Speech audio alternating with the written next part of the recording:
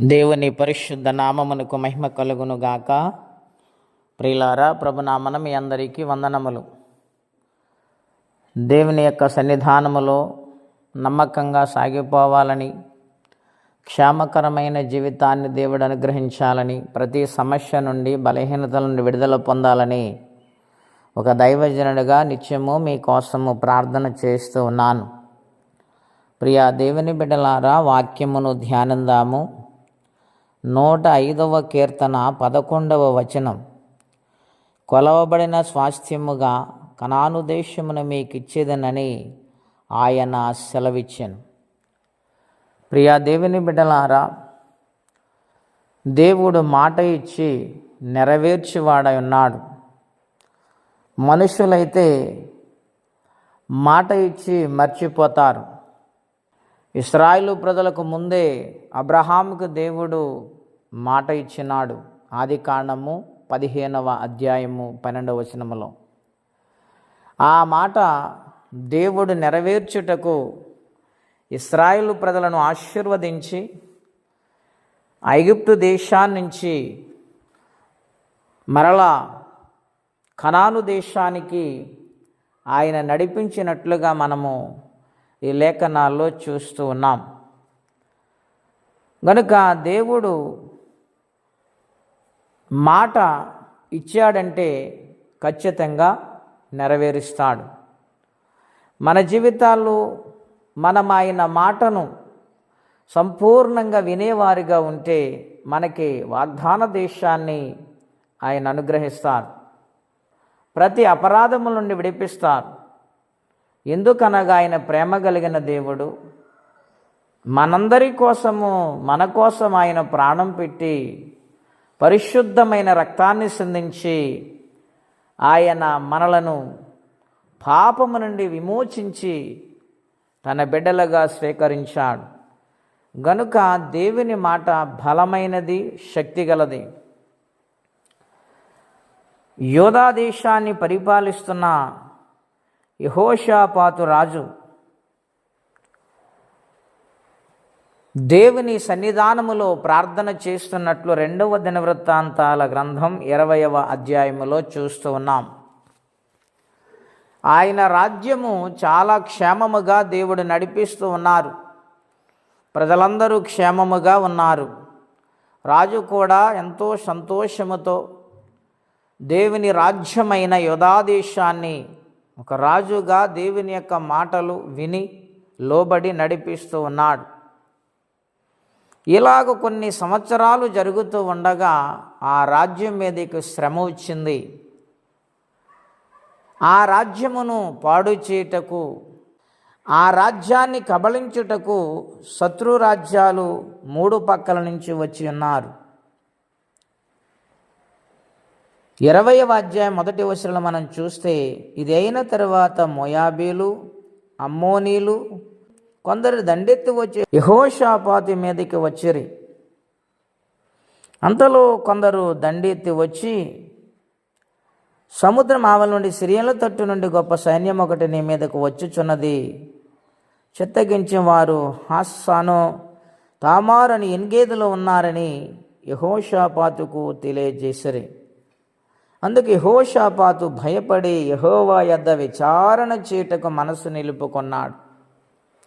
తనకొచ్చిన భయాన్ని బట్టి, ఆందోళన బట్టి మనుష్యుల వైపు ఆయన చూడలేదు, కానీ ఆయన దేవుని వైపు చూసి దేవుని సన్నిధానములో సహాయం అడుగుటకు ఆయన దేవుని సన్నిధానమునకు ఆయన వెళ్ళి ప్రార్థన చేస్తూ ఉన్నాడు. ఆయన ప్రార్థిస్తూ ఉండగా అనేక విషయాలు ఈ ప్రార్థనలో బోధిస్తూ అంటూ ఉన్నాడు. 20వ అధ్యాయం 7వ వచనం, నీ జనులైన ఇశ్రాయేలు ఎదుట నుండి ఈ దేశపు కాపురస్తులను తోలివేసి నీ స్నేహితుడైన అబ్రహాము యొక్క సంతతికి దీన్ని శాశ్వతముగా ఇచ్చిన వాడవు నీవే. నీవే మా దేవుడవు నాయన అంటూ ఉన్నాడు.